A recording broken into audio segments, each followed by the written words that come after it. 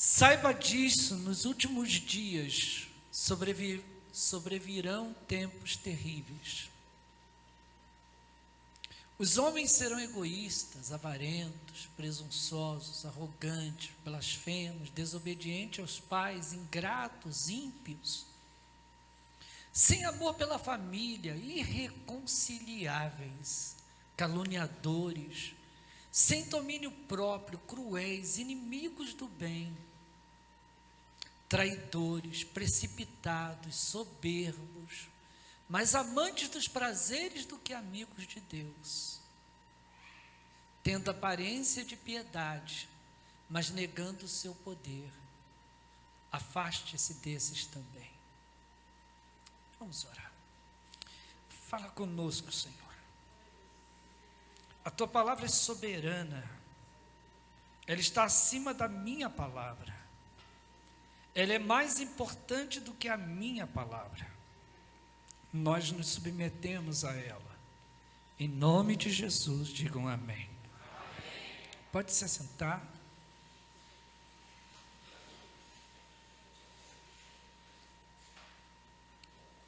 A palavra de Deus sempre foi muito clara e objetiva sobre as dificuldades que nós viveríamos neste mundo.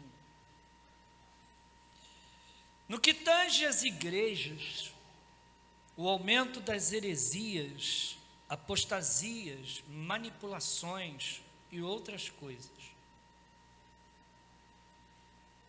Diante do quadro que vivemos hoje, é fundamental nos posicionarmos e proclamarmos que o Espírito Santo está derramando nesses dias difíceis uma forma extraordinária sobre a sua igreja, de um avivamento que eu e você não temos noção.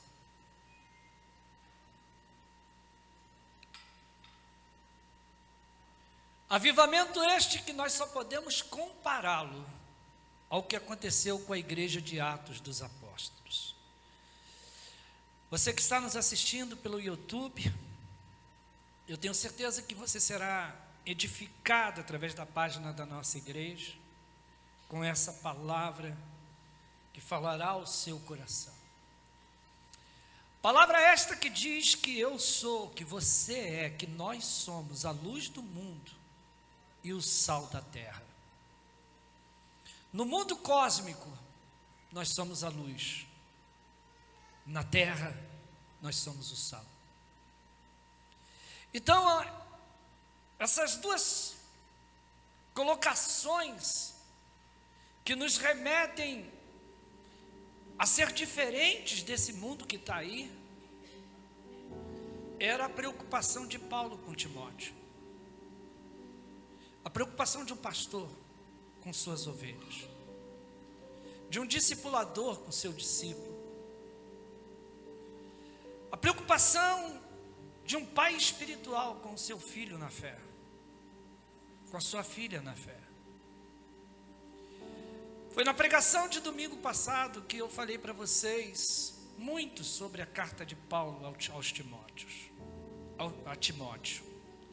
Tanto no capítulo 1 quanto no capítulo 2, Paulo exorta Timóteo, preocupando-se com ele, com aquilo que ele encontraria pela frente no ministério dele. E as advertências de Paulo parecem ainda hoje ecoarem dentro da igreja, como uma voz audível, porque, irmãos, não há um avivamento que eu conheço da história da igreja. Eu não me refiro à história da igreja do Antigo Testamento, porque lá não havia igreja. Da história da igreja que começou em Atos capítulo 3. Sempre o avivamento aconteceu em tempos difíceis. Nunca foi num tempo fácil. Por isso, ao longo da maturidade da minha fé, eu aprendi que quanto mais dificuldade eu tiver em seguir a Cristo, mais será a unção que Ele derramará sobre as nossas cabeças, sobre a minha vida e sobre a sua vida. Exatamente nos tempos difíceis é que esse avivamento chega, despertando, levantando, fazendo com que o caído se levante, fazendo com que aquele que está prostrado consiga se colocar de pé, o desanimado ganhe um novo ânimo, e aquilo que era morto ganhe vida novamente. Mas o que eu acho lindo em Paulo, e essa é a minha base de discipular uma pessoa, é não mostrando para ela um discipulado, não fazendo com ela um discipulado fácil, mas fazendo com ela um discipulado difícil, não mostrando um evangelho de facilidades, não mostrando um evangelho que tem uma fórmula para dar certo, porque na vida espiritual não existe fórmula. Se existisse fórmula, eu e você estaríamos muito bem, porque a gente procuraria a fórmula para ter prosperidade e aplicaríamos a fórmula. A fórmula para vencer as adversidades, aplicaríamos a forma. A forma para vencer as tentações, aplicaríamos. Mas não existe. O que existe é oração. O que existe é consagração. O que existe é joelho no chão. O que existe é acordar meia-noite para orar. O que existe é uma vida completa de abnegação própria, entendendo que a vontade de Deus é perfeita, agradável e boa, entendendo que Deus, ainda que eu ache que está agindo tarde, está agindo no tempo certo. E que Ele não deixará nossos pés vacilar. Entendendo isso, eu consigo entender esse avivamento de uma forma extraordinária que Deus está derramando. E se prepare, igreja. Eu falo isso não só sobre a Catedral de Meriti, mas eu falo isso para todo aquele que confessou e confessa Jesus Cristo como Senhor da sua vida. Vem dias aí. Escreve, anota isso, ainda bem que está sendo aqui registrado. Vem dias de muita glória por aí. Vem dias de um avivamento por aí. Vem dias em que nós choraremos, não mais de tristeza, mas de júbilo, de alegria. E vamos falar, valeu a pena. Valeu a pena servir esse Deus, valeu a pena ser fiel, valeu a pena obedecer, valeu a pena ficar ali, valeu a pena ouvir os ensinamentos e praticá-los. Valeu a pena. Sabe, eu quero destacar abaixo um pouco do que eu estou enxergando nos dias de hoje. 2 Timóteo, capítulo 3, versículo 7. Olha o que Paulo orienta a Timóteo. Timóteo, cuidado, esse pessoal está aprendendo. Que pessoal é esse? É a igreja de Éfeso. Porque Paulo sairia de Éfeso e deixaria Timóteo pastoreando a igreja. Ele sairia do comando da igreja e passaria a titularidade para Timóteo. E conhecendo aquela igreja, porque foi ele que abriu aquela igreja, sabendo que ele precisava passar da Macedônia para ir para Roma, ele escreve a Timóteo e diz assim: cuidado com esse povo, eles estão sempre aprendendo, mas jamais conseguem chegar ao conhecimento da verdade. E parece soar algo muito forte para mim e para você, mas faz parte do Evangelho. Você pode até discordar do que eu acho, do que eu penso, mas nós não temos direito de discordar o que a Bíblia diz. O que nos une em pensamentos, em ideologias, o que nos une em cultura, o que nos une em ensino é a palavra de Deus. Porque a Bíblia diz: passará o céu e a terra, mas a minha palavra, diz o Senhor, não vai passar. É por isso que eu gosto muito de ler versículos quando estou pregando, para que não fique nas minhas colocações, para que ninguém bata no peito e aponte para mim e diga assim: isso aí é um achismo seu, isso é o que você pensa, pode não ser a verdade. Mas quando nós somos confrontados pela Bíblia, que é a palavra de Deus, a gente não tem para onde ir, a não ser entender, é isso aí. Então Paulo está dizendo para ele: olha, esse povo aprende. Esse povo aprende. Mas eles têm dificuldade de conhecer a verdade. Gente, será que dá para você conseguir enxergar as metáforas usadas nesse texto? Como pode alguém aprender e não conseguir ter conhecimento? Como pode alguém bater no peito e dizer eu sei, quando na verdade não sabe nada? Como pode alguém poder dizer assim: mas eu já conheço isso aí? Você já conhece? Ou você ouviu falar? Ou você acha que sabe? Então, qual é a orientação que Paulo está dando para Timóteo? Timóteo, cuidado, porque essa igreja está cheia de pessoas que acham que sabem tudo. E na verdade lhes falta conhecimento. Vamos lá. Isaías 59, versículos 19.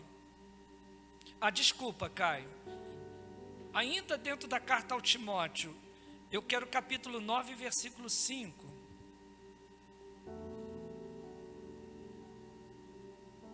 Nove, 5. Caio, capítulo 9, versículo 5. Desculpe, Caio, não tem. Capítulo 3, Caio, versículo 5. Tendo aparência, olha só, gente, tendo aparência de piedade, mas negando o seu poder. Deixa eu dizer uma coisa para você.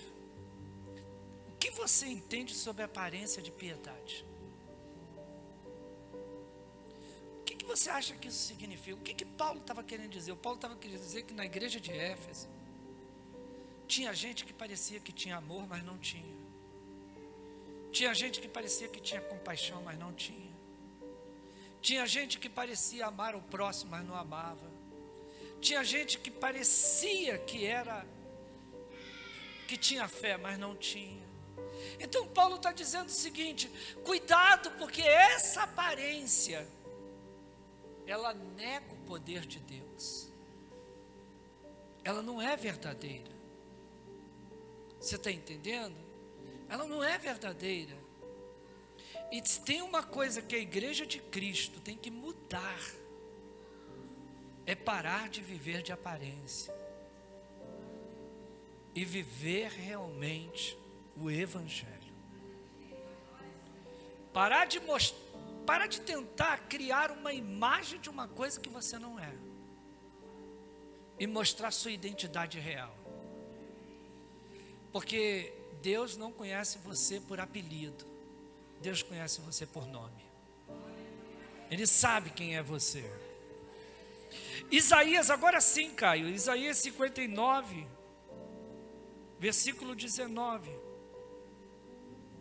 Desde o poente os homens temerão o nome do Senhor, e desde o nascente a sua glória, pois ele virá como uma inundação impelida pelo sopro do Senhor. Quem virá? Jesus. Quem voltará? Jesus. E como ele virá? Com o sopro do Senhor.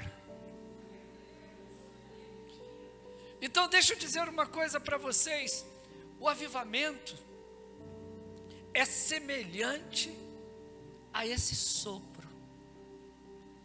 Vocês lembram quando os discípulos perderam Jesus de vez? Você sabe quando foi que eles perderam Jesus de vez? Foi na ascensão dele, ressurreto. Vocês lembram que apareceu um anjo lá, o nome dele Gabriel, e ele disse para todo mundo que estava embaixo da nuvem, e disse assim: fiquem tranquilos, não há motivo para essa choradeira, não há motivo para esse desespero, porque esse mesmo Jesus que vocês estão vendo, em cima dessas nuvens, um dia, ele descerá. Um dia ele descerá. Um dia ele virá novamente. Então deixa eu dizer uma coisa para você. Se a Bíblia nos relaciona à noiva dele, se ele é o noivo dessa igreja, ele tem se preocupado em adornar esta igreja. Outro dia desse eu estava numa reunião e o pastor Paulo falou uma coisa muito interessante. Ele olhou para mim, colocou as mãos no meu ombro e diz assim: meu pastor, eu admiro muito o respeito que o pastor Paulo tem por mim. E ele disse: meu pastor, deixa eu dizer uma coisa para o senhor. Para nascer novos galhos, a árvore precisa ser podada. E aquela palavra dele mexeu com toda a reunião. Aquela palavra dele fez todos os líderes pararem de falar de projeto e um olhar para a cara do outro e dizer assim: que galho tem nascido através dessa árvore que sou eu, que talvez precise ser cortada para que nasça outra, porque talvez esse galho não dê mais fruto. Talvez a vivência dentro da igreja, os anos dentro da igreja fizeram de você um crente que não consegue mais ter aquele mesmo sentimento que você teve do primeiro amor, quando você veio chorando ao altar, dizer: Jesus, muda a minha vida,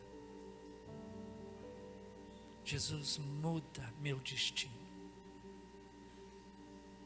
E o que é o avivamento? É quando Deus nos leva a esse lugar novamente.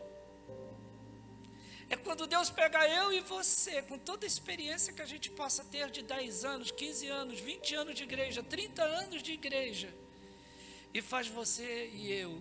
Eu estava aqui segunda-feira, estou ganhando um chá de banco, sentado aqui, sentei perto do Luciano, e teve um momento que a pastora Priscila estava conduzindo o discipulado, e num determinado momento, eu não sei o que a pastora Priscila falou, de um olhar para a cara do outro e dizer alguma coisa, e o Luciano olha para o lado e diz assim: olha quem está do meu lado. E eu não estou querendo me colocar nesse texto como exemplo para você, não tem necessidade disso, mas assim, o que faz um homem como eu, que vou fazer 57 anos de idade, nascido e criado dentro da igreja, que poderia ter se tornado um profissional da fé, alguém que chegasse aqui sem nenhum sentimento, alguém que chegasse aqui e pregasse a palavra, tirasse dízimo, tirasse oferta, fizesse uma oração rotineira e acabasse o culto e fosse de volta para casa. Sabe por quê? Porque talvez esses olhos que estão aqui com 57 anos de idade já viram tanta coisa, que eu poderia dizer assim: Senhor, o que de novo o Senhor tem para me mostrar? Um homem que já chorou dentro de retiros espirituais, vendo mais de 120 pessoas aceitarem a Cristo. Um homem que já desmaiou, quase morreu dentro de um retiro espiritual. Um homem que corria para cá, para lá, que trabalhou de ajudante de pedreiro, que já formou tantos líderes, que já vivenciou tantas coisas fantásticas e tantas coisas ruins. Talvez chegasse aqui e fosse um mero profissional da fé. Mas ainda hoje eu consigo chorar, ainda hoje há um sentimento dentro de mim de querer ouvir, ainda hoje há um sentimento dentro de mim querendo estar junto, querendo estar perto. E eu não vou dizer para você que eu sou melhor do que você, mas tem uma coisa que eu entendo: eu preciso viver o Evangelho dia após dia, independente do tempo que eu tenho de convertido. Eu preciso acreditar que essa quarta-feira será diferente de todas as que eu já vivenciei na minha vida. Isso é avivamento. Isso é avivamento. É quando você acha, sabe, quando você entra por aquelas portas e acha que você já ouviu tudo, você está mal. Quando você entra por aquelas portas e você pensa que tudo que vai acontecer ali você já sabe o que vai acontecer, você está mal. Sabe por quê? Porque o Deus de toda a glória está aqui. O seu Espírito Santo está aqui. Levante as tuas mãos e diga: o Espírito Santo está aqui. Coisas novas vão acontecer, uma nova unção Ele tem para mim, um novo derramar Ele tem para mim, um novo avivamento Ele tem para mim. Olha o que diz Isaías agora 64, versículos 1 e 2. Ah, se rompesse os céus e descesses, os montes tremeriam diante de ti, como quando o fogo acende os gravetos e faz a água ferver. Desce, para que os teus inimigos conheçam o teu nome e as nações tremam diante de ti. Versículo 3. Pois quando fizeste coisas tremendas, coisas que não esperávamos, descestes e os montes tremeram diante de ti. Agora eu quero que você olhe para ali, coisas que não esperávamos. Eu vou dizer de novo, coisas que não esperávamos. Olha para quem está do teu lado, hoje é dia de acontecer coisa que a gente não espera. Coisas que não esperávamos. Eu vim com uma perspectiva para esse culto. Eu vim com algo no meu coração para esse culto. Eu vim com uma palavra no meu coração para esse culto. E chega aqui o Espírito Santo, muda tudo. Chega aqui o Espírito Santo, diz: esta é a palavra que eu quero. Não é a tua palavra, é a minha palavra. Porque o que vai encher essa igreja é a minha palavra. Aplaude ao Senhor.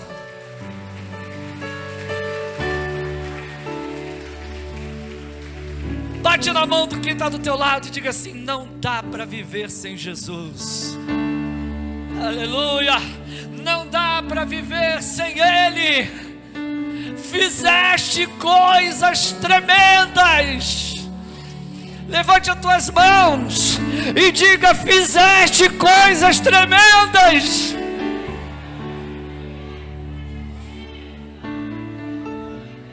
Se você está procurando que coisa tremenda é essa, bate no peito e diz: está aqui a coisa tremenda. Fizeste coisa tremenda.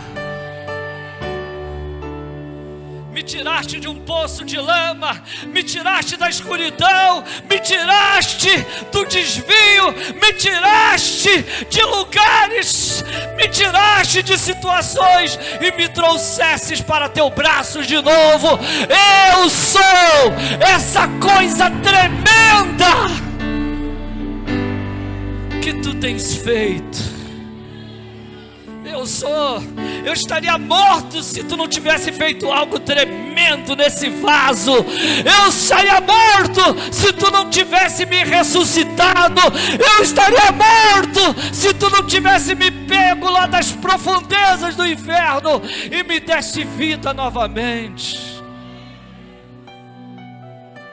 Eu sou.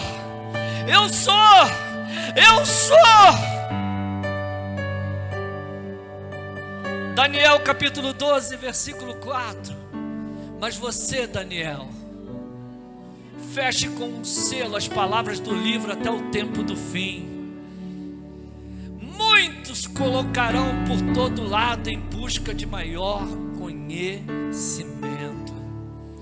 Deixa eu dizer uma coisa para você: cultura é bom, ensino é bom, saber é bom, mas nada se compara ao sopro do Espírito Santo nesse lugar. Paulo tinha conhecimento, Pedro tinha conhecimento, Lucas tinha conhecimento, mas tirando Paulo, os demais só se tornaram grandes apóstolos no dia que um vento impetuoso soprou sobre o lugar em que eles estavam, e a Bíblia diz que eles foram cheios do Espírito Santo. Não existe avivamento sem o Espírito Santo. Não existe avivamento sem o Espírito Santo.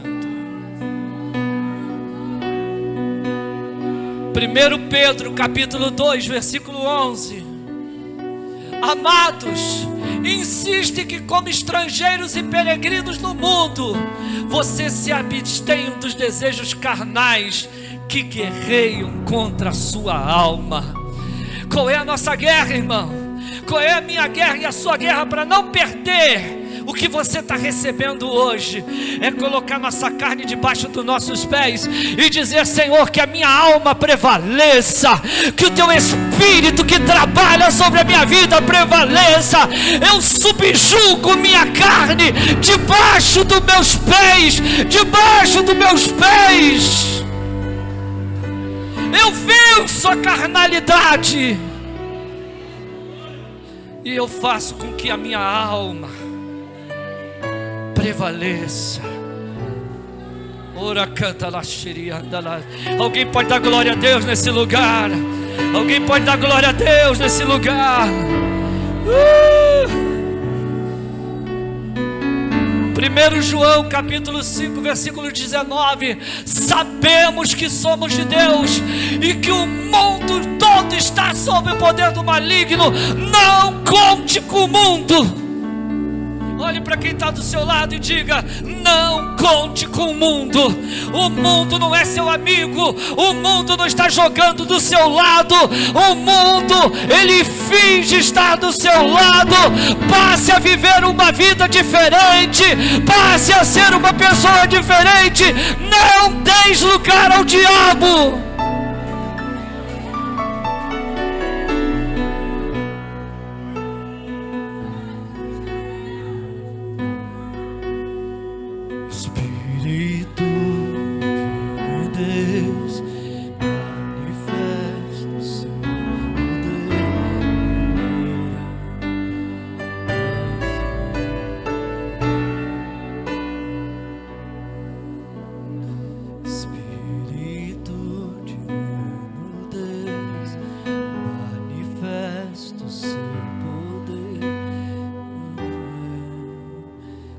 Peso